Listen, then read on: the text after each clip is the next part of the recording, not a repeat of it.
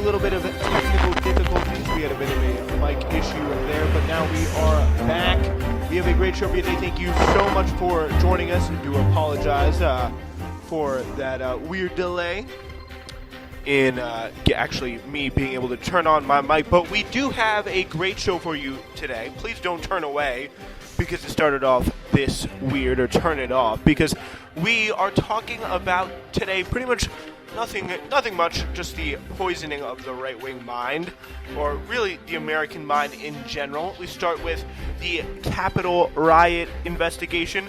Nancy Pelosi barring Trump loyalists from the GOP committee, showing how just futile this kind of punishment politics is that a lot of people, a lot of liberals have tried to do, and really investigating some of the good, the bad, and the ugly of everything going on in the right-wing world over the past, 12 months or so, everywhere from the Whitmer kidnapping, the Parkland shooting, and the QAnon investigations. A crazy story about that. And one of my favorites, we've talked about it many times on the show before, Jon Schwarz will be going to him for a great article about Trump supporters and the election. And really, this may be a little bit of a controversial statement to make, but why they are not the ones you should direct your ire at. And it can be kind of hard because a lot of people have these people in their family all over the country, and it's very tempting to just be like, how can you possibly be this way, especially when you're so on the opposite side of an issue. You're completely separate. And a lot of what happens there is a lot of just disillusionment. And, there is a way to say, yes, one person is right and another person is wrong. Don't mistake me for that person. Be like, oh, well, you have to listen and hear someone out to say this election's stolen. No, you don't, because they're crazy, and that is 100,000% wrong. And that just shouldn't be. You shouldn't have to entertain that. But pretty much what I'm trying to say is, it's not their fault, really. I think a lot of times that they believe what they believe. It's just really cynical people, and we're going to talk about some of these cynical people as well. When we start with this situation, though, I think is a little bit different. There's blame, I think, to go around on both sides here. So we're starting here with this Capitol riot here in the New York Times. Speaker Nancy Pelosi moved on Wednesday to bar two of former President Donald J. Trump's most vociferous Republican defenders in Congress from joining a select committee to investigate the January 6th riot at the Capitol, saying their conduct suggested that that they could not be trusted to participate in a fair and objective way, which is kind of a silly thing to say, kind of like a weird claim to make in a lot of parts, because this is not, it's inherently not going to be an objective committee, because that was voted down by the Republicans. And what you have here is, I think there's a lot of questions to be asked. I think what has been revealed, I think it has not been, no surprise here, fully covered appropriately by the media, is that a lot of the claims and a lot of the hype around the January 6th riot were proven to be, not true or over-exaggerated in some way, particularly with the ways of how many cops were beaten up, and specifically surrounding the circumstances specifically, and the kind of the changing stories, and what could be chalked up to the heat of the moment, and what could be chalked up to willful misinterpretation, and just trying to over-exaggerate things.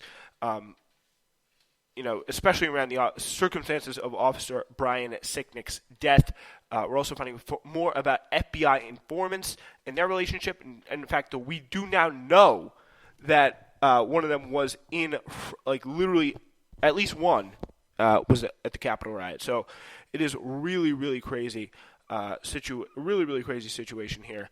And it just really all around. So what we have here is that you may be wondering, who are the two people that got kicked off? Well, Jim Banks of Indiana and Jim Jordan of Ohio, both of whom have amplified Trump's false claims of election fraud, joined the party's efforts to challenge President Biden's victory on January 6th, literally that day, and have opposed efforts to investigate the assault on the Capitol before. Pretty much putting people on this committee that are not going to treat it with any kind of seriousness.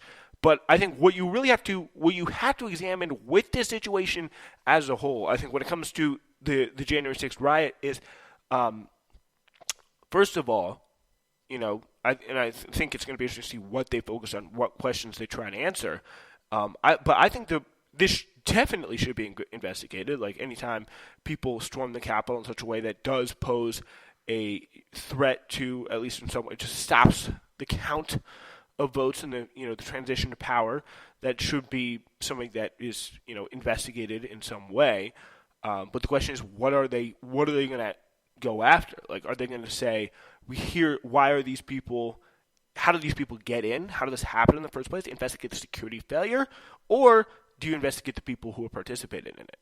Do you treat them as people who are actual terrorists, people who are like direct threats to society, who are terrorists and need to be, most importantly, treated as such, and that means surveilled. That means having their personal civil liberties taken away. And this is happening now for the first time. Not to say that it was appropriate or right in any way when it was happening in foreign soil for much of the last 20 years or so. It's starting now to happen for the first time on domestic soil. So that is the big change. And what I think a lot of, and if I had to guess, I had to be cynical and also realistic, because those two things are way more synonymous than they should be in this day and age. I would have to guess that they are going to really create some very, very, come up with some scary findings of this committee. None of them are going to be accepted by Republicans, but what they will be used for is a great justification for the expansion of security state power.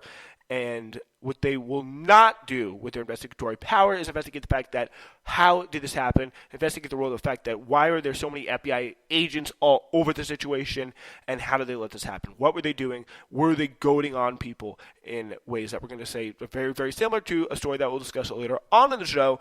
That is something that is going to be very, very interesting. And what I think really the whole thing about what happened in January 6th overall, my general take about it is like, and you can obviously have your own opinion about this. I think it's up for interpretation. There's a sliding scale, I think, of appropriate conversation on the left about what to do about it, which I think some people can get a little bit crazy on it, but I think the general sense is that these people were people with bad intention, but also incredibly disorganized, incredibly undertrained.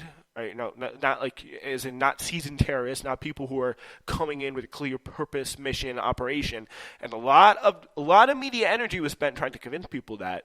I think that's important to examine there.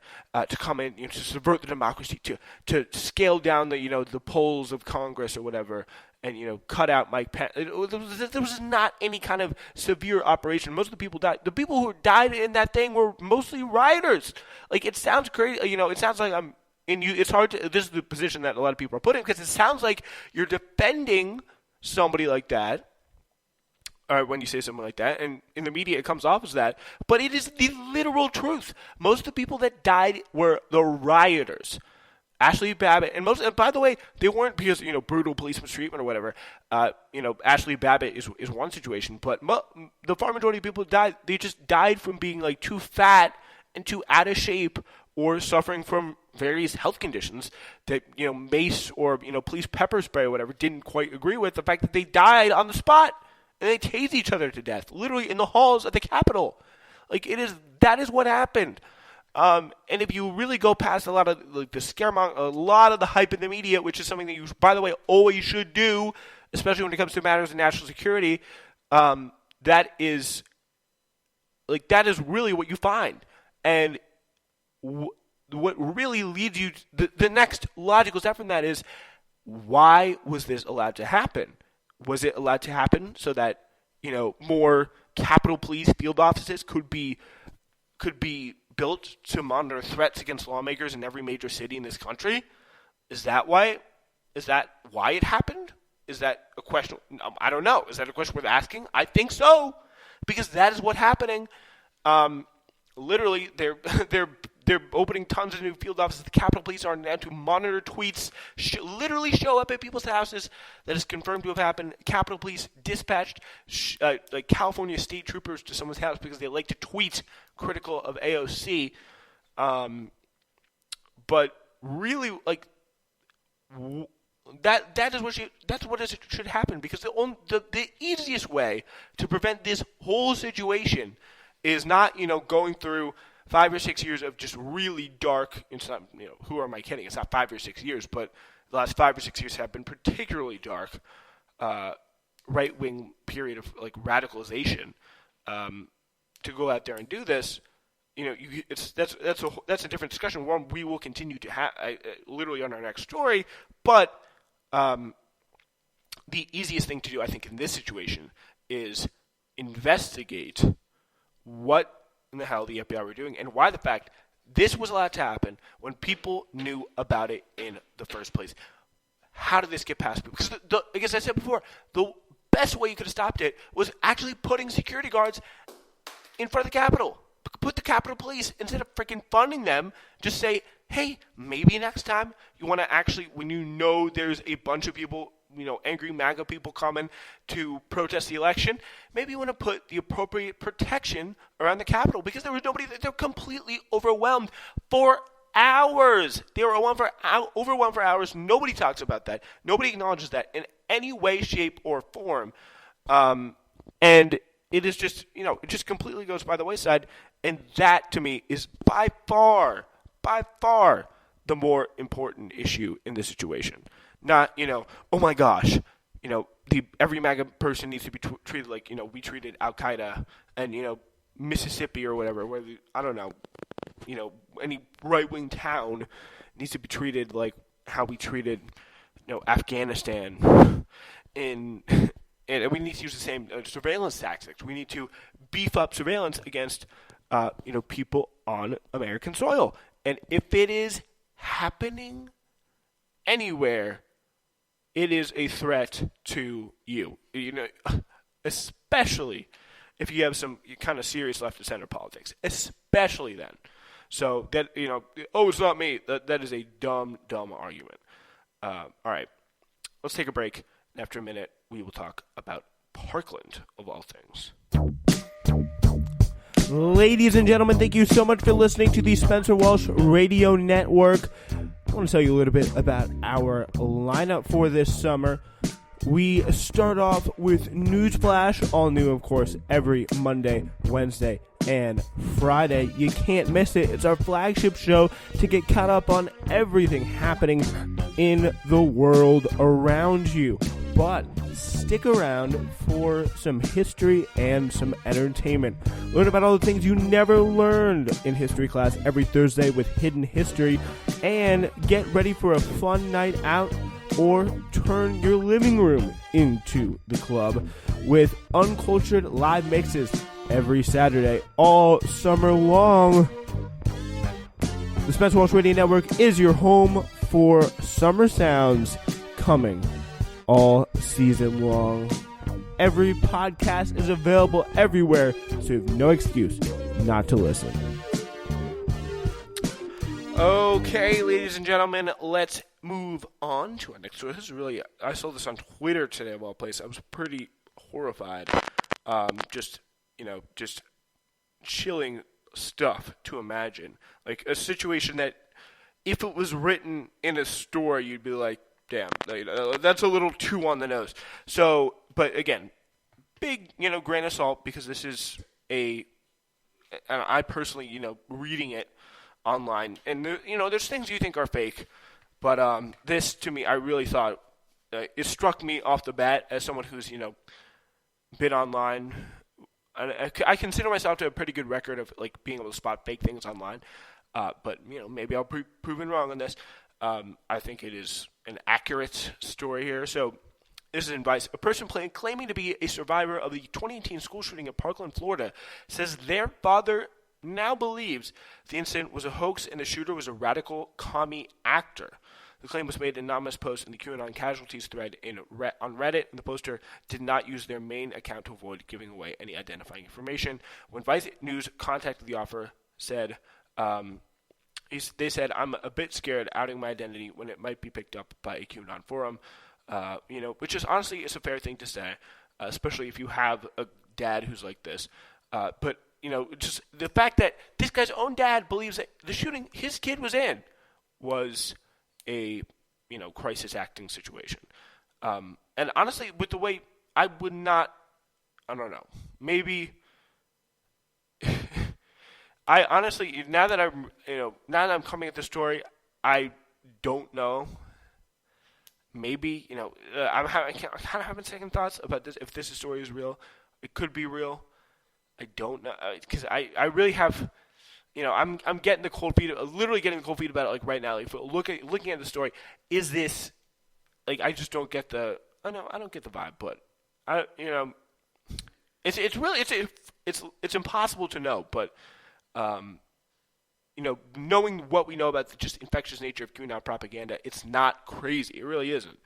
Especially with how, we're talking about Florida, we're talking about, Cameron Kasky from the area said that the story, knowing parents in that area said it sounded like legitimate, but like this, it is very, very easy to underestimate how quickly, especially in the places you wouldn't expect, where this stuff gets, mostly starting, with the Facebook or conservative media, and it's really what it's meant to be as a pipeline. And if you really get through that area and get to a certain point, that can be quite hard to resist, definitely. So this was, again, anonymous post. We can read it here for the full thread. He says DM for proof. But yeah, so he says, sorry if this is long, but I got to get on my chest, saying, I think my dad's gone fucking insane. It's going way too far, and I have trouble processing the last 5 months. He's always been very conservative, but now QAnon has consumed his life to the point where it's tearing apart our family along with my mental health. Back in January, he saw the video of Marjorie Taylor Greene harassing David Hogg, another student, about the shooting being a false flag operation. And while my dad was already in the queue, he'd never gone down that particular rabbit hole, and now he's convinced everything was a hoax, and it breaks my fucking heart. He claims to have done extensive research on body language and claims he can tell Nicholas Cruz is a radical commie actor who is paid to sacrifice his life in order to remove our guns. He's questioning why they release the interrogation footage, if not to further deceive the sheep believing everything they see. He also says the trial will be rigged, and the reason they're talking about the death penalty is to prevent him from ever talking just in case. What's really fucked is that he knows I never want to hear from him or see his face again. I've been very clear on that, and I always leave the room when he starts talking about him. I keep telling him please stop, fucking stop. There's no reaction or empathy whatsoever. Even burgundy-colored T-shirts makes me uncomfortable, and he used to be so understanding, he stopped wearing it around me. That person is completely gone, and I miss him so much. You're a real piece of work to be able to sit here and act like nothing ever happened if it wasn't a hoax. Shame on you for being a part of it and putting your family through it. Like, ugh. It's really crazy. It's really, it really does beg a belief. And honestly, the fact that the story we're about to talk about next is someone just doing similar things to a much stronger scale on Twitter. Jon Schwarz will talk about it, not, deceiving people. He is technically deceiving people intentionally, but, it's not, it's from a better place than someone like Marjorie Taylor Greene. But it is so, that is something that we don't appreciate. A radical shooting.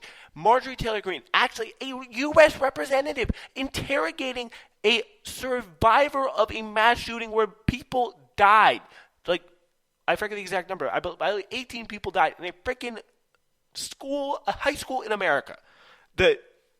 She has as a U.S. representative, the message that sends, especially in these kind of places, is insanely powerful. And that's going to get across, and that's going to, I'm now fully, I believe this story. I completely changed back. He'll state stuff like that to my face, like what I read before. You're a real piece of work to be able to sit here and act like nothing ever happened if it wasn't a hoax. Shame on you for being part of it and putting your family through it too. He'll say stuff like that to my face whenever he's drinking, and I wonder if he'd still say it if he knew what it does to me. It's bringing back so much of my survivor's guilt, and I fucking hate him for it. I've worked on it for so long, and now once again I feel like the biggest piece of shit for being able to have good days when their parents still grieving. I can't take him more of him parading me and purposely trying to trigger me to see if my PTSD is real or not. He's seen me break down and even cry my eyes out multiple times, which I never did ever before. Sometimes I wonder if he's hit his head or had a fucking stroke, because I almost can't believe it's the same person. What the fuck is QAnon doing to people? My breaking point was yesterday when I borrowed my little brother's iPad and I saw he searched for things like Stoneman Douglas fake proof and Stoneman Douglas real dead body. I practically begged my mom to give my dad an ultimatum to get professional help or move out. She's really timid and hates confrontation, so all she said was try not to be home as much and wait it out. I have no fucking idea how to deal with this. It's too painful for me to keep living like this, hearing his name almost every single fucking day and being accused of accepting money to be part of it. It's just insane. It's his own dad. Ugh, it's really dark. Even my dad magically snapped out of his Q bullshit. I don't think I'll ever be able to forgive him for putting me through this when I was recently starting to do relatively well. So fuck him for that, and fuck him for QAnon and Marjorie Taylor Greene. So fuck him for that, and fuck QAnon and Marjorie Taylor Greene for ruining my dad. He says after that, even though I definitely don't feel like that, definitely felt like it, I don't think getting physical would do any good at all.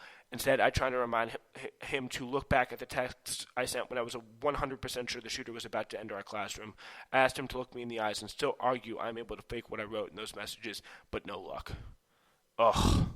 That's the fact that if he even has to argue that, he has to say that.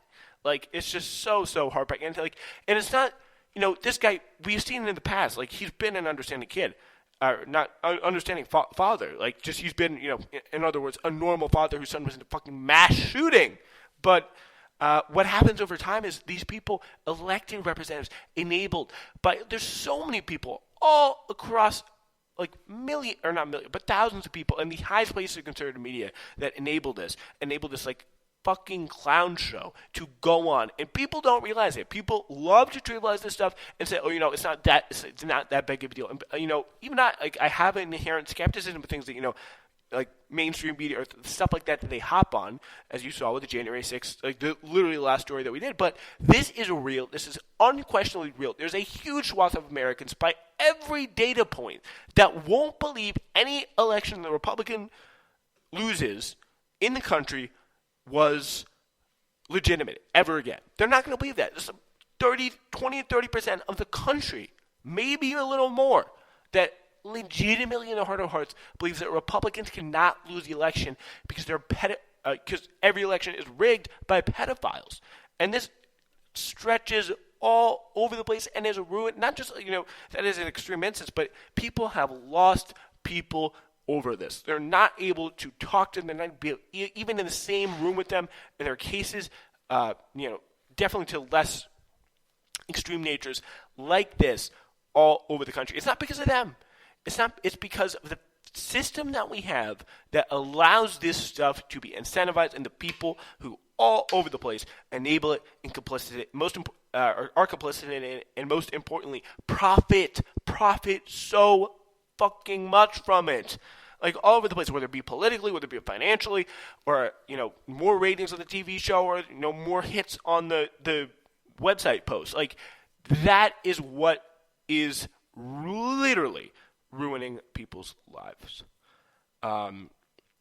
So Edit 2 says, putting this on the top because apparently there's an influx of people from Twitter. I never intended for this to spread outside the sub. It was just a random among people who are affected by and deal with Q. Their plenty of stories more fucked up than mine. So if anything, I guess discovering this sub has been good for those underestimating what people are capable of, especially if alcohol or mental illness is involved. That's a probably a big factor in this, especially that aggravates it for a lot of people. As for my situation, remember that the majority weren't on TV or public about their story like David. I'm just one of many dealing with what happened. I came out fine physically, but way too many didn't. So a big fuck you to anyone sending me bullshit DMs. Your time is better spent reading about the victims, which I encourage everyone to do anyway. And why it's a throwaway, I'm not trying to get doxxed. Crazy, I have to even explain that. So, yeah. It is really, it's the fact that this, Reddit exists, there's 169,000 members, should be enough evidence that this is a very real trend. And, it's people like this who, whatever, situation they're in, this stuff finds them, and it latches on. And it is literally designed to do that. It's not designed to be, you read the news, you kind of forget about it, a few hours later. It's designed to push your buttons, to make you mad, like literally algorithmically to do that. And it really is. It's a crime against this country that this stuff, the people of this country, that this stuff was allowed to continue and spread for so long. Literally ruined people's lives. Here's another example of this and how brainwashed people are. I really don't think it's a problem we have to continue to deal with in American politics for, a long, long time. The most beautiful and most terrifying Twitter experience of my life, one that made me laugh so hard I got hiccups while also convincing me that humans are destined to obliterate themselves, began with small several jokes like this a few days before the 2016 election. This is Jon Schwarz writing in The Intercept. He screenshot a tweet of this guy who's a reporter, Nick Bauman. He was tagging Lachlan Markey of the Daily Beast and saying, "At Lachlan, I love my job working at a voting site in Washington, D.C., destroying Trump ballots." And Jon Schwarz goes, "My guess is at least 75% of MSM, including me, has a side job, destroying Trump ballots." It ended this past week with an unhealthy 84-tweet-long thread by me and a quote tweet by General Michael Flynn's brother Joseph informing his 400,000 Twitter followers of my malfeasance. So that is the insanity of this situation. That is how to get to an 84 tweet long thread. That's beyond me. So this is July 16th, last Friday. Joseph J. Flynn responding to a tweet by Jon Schwarz, where he wrote, "I'm so proud of all the work that myself and my MSM friends did destroying Trump ballots, and also amazed that only a few sharp-eyed, intrepid investigators such as Natalie have figured it out." Joseph Flynn, left-wing nut job from The Intercept, admits publicly destroying Trump ballots in collusion with other journalists and the USPS. Writing, "Everything in between happened because the right wing has a problem. They know the 2020 election was stolen, but despite their mighty efforts, have failed to uncover any evidence of this. Granted, this isn't a huge problem for them since they care about evidence as much as the Dalai Lama cares about getting on Bumble. Still, they've been experiencing some modest cognitive dissonance that they prefer to resolve. The ideal solution wouldn't be a member of the hated mainstream media openly confessing, would be a hated member of the mainstream media openly confessing that he and his colleagues don't just put their thumb on the scales during their day jobs, but also are committed to cheating, so committed that they moonlight to do it directly." Natalie Winters, whose Twitter bio says that she's a student at the University of Chicago, had written an article last year illustrated with my enormous head looming over a vulnerable mail-in ballot. Then, last Thursday, she started tweeting again about my criminality. "I love the idea that my compatriots and I had been openly bragging about our destruction of Trump ballots in a public forum, yet only she, with her dogged investigative prowess, had been able to run us to ground." Presumably getting tons and tons of engagement on this. Then I got another tweet demanding that I be arrested. I decided to say something so preposterous that no one could miss that I've been joking all along. Writing, "Arrest me for what? It's totally legal for the media to destroy Trump ballots." Jon Schwarz writing, this did not work. Instead, I seemed to draw more and more outraged responses. So I started claiming that the right to destroy Trump ballots had been written into the Constitution by the Founding Fathers, and that people didn't realize this because we stopped teaching civics in public schools. When someone tagged the FBI account in hopes that it would investigate, I explained the whole project to destroy Trump ballots had literally been the agency's idea in the first place. This also did not work, so I went to man's law, to God's, the Ten Commandments demand that you shred Trump ballots. I said, when someone warned that I had been punished, I would be punished by karma. In the end, I explained they misunderstood even what karma is. Nicole writes, "It's called election tampering, moron. Destroying ballots is illegal, and if nothing else, karma will catch you." He wrote, "I wish people would take the time to learn about karma. It's a Buddhist concept in which you are reborn into a better life if you destroy tons of Trump ballots." He just keeps doing it. He can't help himself. Even this did not stop the deluge. On the contrary, when Flynn directed his audience to my anti-American proclamations, it exploded in intensity. I also found that I couldn't stop myself. When someone tagged government agencies, I did the same for all types of authorities, tagging at NSA, at CIA, at the White House, at State Department, at NASA, at the police, literally the band, the police, at Jesus, at Walgreens, at Nutella USA, and most importantly, at OnlyFans support. When I received voluminous physical threats, I responded with blithe, friendly, and comprehension. Someone wrote to him, where do you live? I would love to meet you in an elevator sometime. Jon Schwarz wrote back, it would be great to meet in an elevator. That's actually one of the best places to destroy Trump ballots. I can show you how to do it, and you can tell me about your grandchildren, how your grandchildren never like your post on Facebook. Sometimes I revealed them tweets that seemed to be from right-wing patriots that were actually members of the conspiracy. Schwarz writing, going to let everyone in here on some of the behind-the-scenes inside baseball of destroying Trump ballots. These two-dot ellipses are a code we used to secretly tell each other. I love destroying Trump ballots. This is a great joke from my buddy Frank, who wrote, and you are a total POS. There will be no mercy. Keep running, keep hiding, and definitely keep tweeting. And, of course, I bought in a blockchain. Got to bring that in. Legal notice. By responding to my tweet, you have been auto-enrolled via blockchain technology in a program that deducts $100 a day from your bank accounts to fund the destruction of Trump ballots. Do not reply to avoid being enrolled again. Oh my God. I don't have words to describe the happiness and psychological relief this brought me. Or only around tweet 50 did I comprehend how mentally oppressive I've come to find to live in a country in which about a quarter of the people are, for all intents and purposes, members of a cult. What made the whole thing especially rewarding was using their own MO against them. As a journalist, I'm constantly accurate at making every sentence, every word accurate.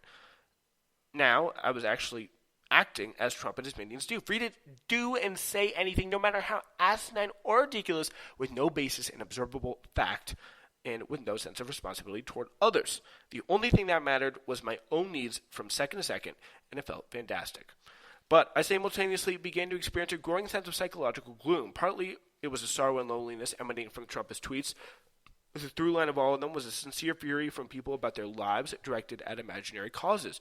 Clearly, most of them had no one trustworthy with whom they could talk through their problems or possible solutions. Instead, they only had inhuman online community of their fellow rageheads. What's worse, though, was the overwhelming sense that this was just a more intense version of the human condition, that our brains simply aren't designed to comprehend the world around us.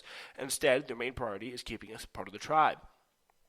Absolutely anything can be ignored if awareness of it might exile us from our little group, and all actions up to and including violence are justified to prevent us from becoming aware of the facts that contradict our belief system. That's why I've decided to delete all these tweets in the next few days. I'm not worried about the threats toward me, but as with other old Twitter jokes that I deleted when David Duke and his fan club became aware of them, I'm concerned that there's a small but real chance some of these tweets will someday show up in a mass shooter's manifesto. It's true that now that they've escaped the lab, I can't recall them all, but at least removing the original source may reduce their spread.